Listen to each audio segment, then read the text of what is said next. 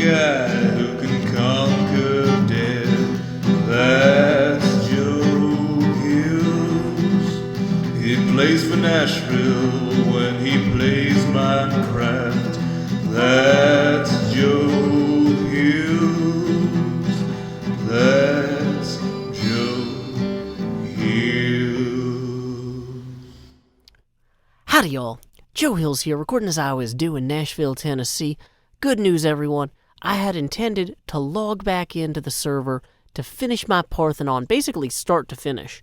My plan was I was going to do the whole thing off camera, and then you guys would be like, whoa, what a cool Parthenon. And I'd pretend it wasn't there the whole episode and just go do something else while it was in the background, because I like to mess with people. It's a failing of mine. I admit it. I get it. It's not good. It's not healthy. Sooner or later, sometimes, things don't go your way, whatever. And that time is now, because when I started to log in for this episode, I noticed I had died, and then I recorded a whole thing about trying to get back in time to get my stuff.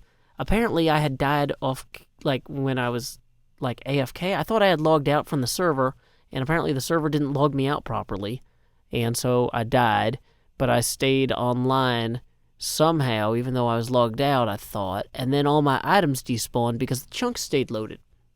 So, really, nothing good came from that. But I thought, okay, well, at least I got a funny recording out of it, and apparently my microphone was muted for all of that, too. So my point was going to be, and I'm just going to say it again now, because I'm not muted anymore, we can't really let our goals define us. We kind of have to accept that our actions will define us. I wanted to build a Parthenon. I wanted to get my stuff back. I wanted to at least record not getting my stuff back in a humorous manner. And really, at the end of the day, all we're going to get out of this is that I can go sleep in a bed, lose my life after destroying the bed, and then end up at the spawn and write down the coordinates. That's all we're getting out of this. That's it. That's what we get. And it's not necessarily this is what I deserve. It's no. None of us get what we deserve. That's why, when people say life isn't fair, it's really not. You just gotta do your best and just keep doing your best. If you get lucky and something nice happens to you, make sure to share it with your friends. If you're unlucky, well, keep your head up. Maybe your friends will chip in here or there or help out. But, if they don't, they're busy with their own stuff. So here's what we're going to do. We are going to wait here for the sun to set so we can go to bed and write down the spawn coordinates. So at least one good thing will have come out of all of this. Even though all of the shulker boxes I had with all of those stacks of bones and glass have despawned. Everything's gone. People ask me, Joe, why don't you have good armor? Nothing lasts. Nothing lasts. Time skip. We slept in the bed. Now we're going to break the bed. Now we're going to put it in the chest so we don't lose it because we're about to fall to our death, most likely. So, to the spawn we go. Woo! We made it, you guys. We made it. Directly inside of this. Why is there a chest full of eggs here? Also, where are they coming from? Is this some sort of weird clock? Am I not supposed to take the eggs out of the clock? Sorry, clock. Well, anyway, just in case people need chickens later, we're going to throw some of these on the ground. And, okay, good. Now we have future chickens. You know what they say? The best time to plant a tree is 30 years ago. The best time to plant a chicken is today. So, here we are in the spawn chunks. We are going to open the F3 menu. And we're going to open our notes application. Because what we write down, we might actually recall later. Let's do something. Let's name the note properly. Hermitcraft 6 important coordinates. Guys, I'm 101 episodes into here, and I'm creating a document that probably should have been created 101 episodes ago. People are like, why don't you go to 0, 0? Well, apparently it's because the spawn coordinates are negative 1, 3, 4, 5, comma, 63. We probably don't need that one. Negative 116 or 1016. Okay. Now that we have that, all we need now is to build the Parthenon here without that F3 menu up. Is there anything in my ender chest? Did I put anything away? Maybe. Maybe if we're really lucky, I put some of this in the ender chest. I have a little bit of glass. I have my extra elytra. So I'm not completely out of elytras. I have some extra chainmail and stuff that I got from those things, the skeletons. I've got a Unbreaking 3 pickaxe, 4 diamonds, and a few shulker boxes here. Let's see what we got in these shulker boxes. Terracotta and gravel. So, if we do want to do this skeleton farm, if we do want to do this Parthenon project, we're going to have to go back to the skeleton farm and back to the glass. We don't even have a shovel or pants at this point. I don't know what this episode's even about anymore. Doing my best to live in hope, I've returned to my smelter here, where you can see I've got my little AFK area. Wish I had been in one of these when the server had its troubles. But you know what?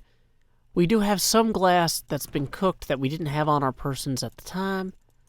We've got plenty of sand we already harvested previously that's in the process of cooking. I don't know how we are on fuel on the whole, but each hopper still has some of the lava buckets in them. So we're not in huge trouble here. It's going to take some time to AFK and get more sand, or not sand, more glass out. But we can go ahead and take what we got at least, and hopefully not die on our way to go put this in our ender chest, because we don't have an ender chest here. That would have been good planning. Also, required resources. So things that we don't have. What I'm figuring I'll do is I'm going to take this glass back and put it into safe storage in an ender chest. And then I'm going to head to the skeleton farm and hopefully go get a bunch more bones. I have a sword now. I have some armor. I also have some tools that we can go ahead and enchant if we have the right levels to do so. Not enchant, but we can combine some of these pickaxes. It's not really enchanting, it's anviling. We can anvil those. I believe in us. So let's go ahead and be on our way to Asuma's skeleton farm now. Time skip. Apparently Asuma thought it would be funny to move the entrance to his skeleton farm, but I found my way here anyway, and I was able to go ahead and hopefully or helpfully dye a lot of this stained glass white. So we're kind of getting back to where we were. However, there's no ender chest in here, so we need to now dump all of this glass somewhere safe before we start fighting all those skeletons. Look at this. This is in this room now, not down that hallway, or up in the sky, or anywhere that one might expect it. Asuma, you sly dog, I know what you're doing. Messing with me. It's good, keep me on my toes. That keeps me off balance. They say you should keep your enemies on their toes. The reason for that is it raises their center of gravity, so you can push them over faster. And you would think, well, if they're, higher up, wouldn't it take them longer to fall? Because, they're still going to have, a terminal velocity and acceleration due to gravity is a consistent 9.8 meters a second. But the thing is that the amount of time it takes to get their kind of center of gravity past their base of stability is a lot lower. It's just an easier task for you. So, you can go ahead and just knock that out real quick. Using the coordinates we gathered earlier this stream, we are finding our way back to the spawn area. We're just going to go ahead and turn that off, thanks to the magic of F3. Now, I had talked about, finding a suitable site for my Parthenon, something that's visible from here, but we don't want to dominate this space, right? Other people might want to build a visitor center or something. So what I'm thinking is we want to be, within render distance. If we set up the Parthenon, near this island here. What is this thing?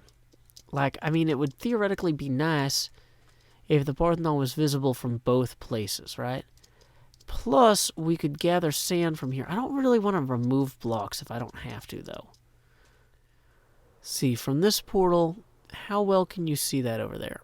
Not especially, but well enough. Well enough. So we'll establish the back corner of our Parthenon right here.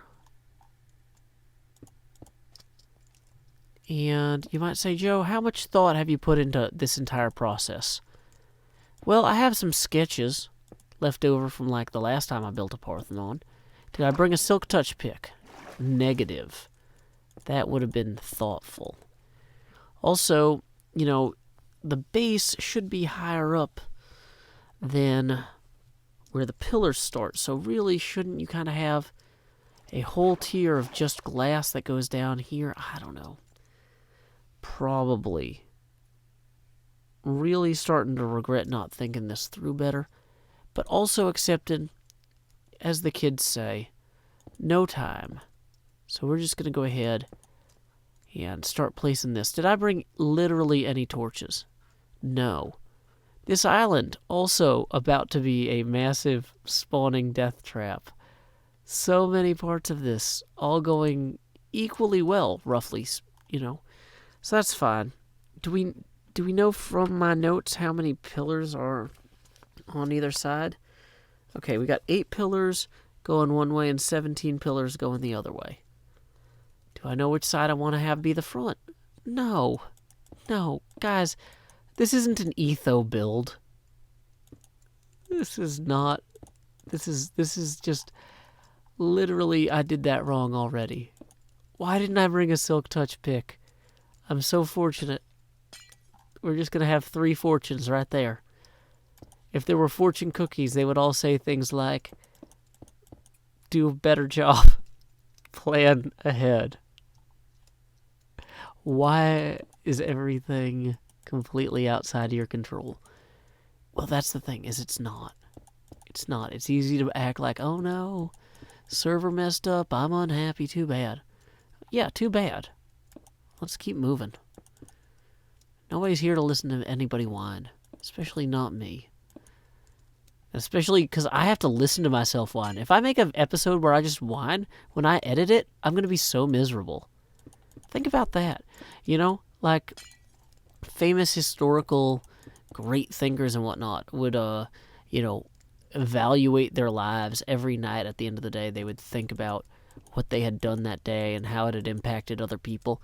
And a lot of people don't do that. You know why? People hate the sound of their own voices. They don't want to have to listen to everything they said or think about everything they did. But you know what? Too bad. I have to. So I might as well be good at it. Let's get some more glass. Let's make this good. Let's make this happen. Time skip. Time skip completed. You can tell that I've got 17 pillars established there. 8 pillars established through here. Another 17 back that way. Thank you, Firework, for your color commentary. And then we've got another 8 back that way there. On the whole, this should allow us a reasonable foundation for a Parthenon build. Now, I've got plenty of bone blocks left, but I'm running low on glass. So I'm going to have to go AFK at my glass farm or glass cooker for a little while. Not too worried about that, but this is, I think this should be visible from over here. Let's stop by, make sure there's no creepers waiting for me. No creepers? Okay, cool. Yeah, that'll be visible. The edge of visibility, where it belongs. So, anyway, you may have noticed that this episode was mid-roll ad-free. That's thanks to $50 a month Patreon sponsor, Karis Sophia.